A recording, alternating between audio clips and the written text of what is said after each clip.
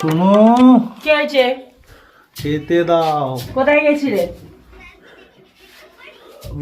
বন্ধুদের সাথে পার্টি করতে গেছিলাম। কার পারমিশন নিয়ে গেছিলে? পারমিশন আমি কাউর নেই না, কারণ আমি নিজের মালিক। তাই বলে আমার আর ছেলের কথা একটু ভাববে না তুমি? আমি তোমাদের কথা ভেবেই বন্ধুদের কাছে গেছিলাম। তারপরে কি হয়েছে? বেশি কিছু হয়নি।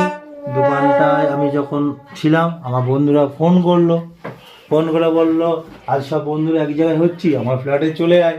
তা আমিও আনন্দের সাথে আমিও দোকান বন্ধ করে ওখানেই গেলাম। বাহ বাহ বাহ, খুব ভালো, খুব ভালো। তারপরে কি হলো? এবার শোনো ব্যাপারটা, ওখানে যখন গেলাম তখন অনেক লোকজন, বেশ বন্ধুদের দেখে খুব আনন্দিত বোধ করছি। করার পরে এবার সবাই একটু আমরা গল্প করছি, যে যার মতন কথা হচ্ছে। সব মোটামুটি আমরা সবাই বিয়ে করে ফেলেছি একজন বাদ দিয়ে।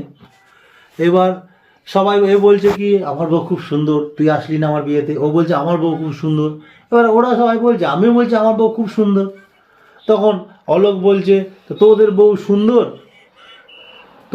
সুন্দর, তা বুঝবো কি করে?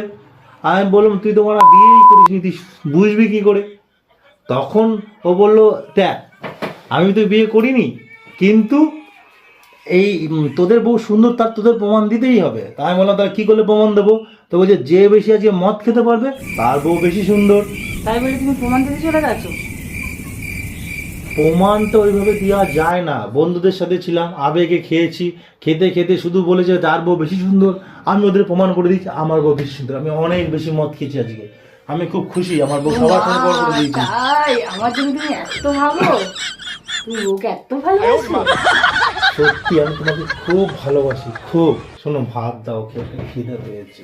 তাই চলো চলো, আমি এক্ষুনি তোমাকে খাবার রেডি করি, তুমি আসবে সাথে। হ্যাঁ ঠিক আছে। আচ্ছা আমি তাহলে হাত মুখটা ধুয়ে নেই। আচ্ছা, ফ্রেশ হয়ে চলে আসো।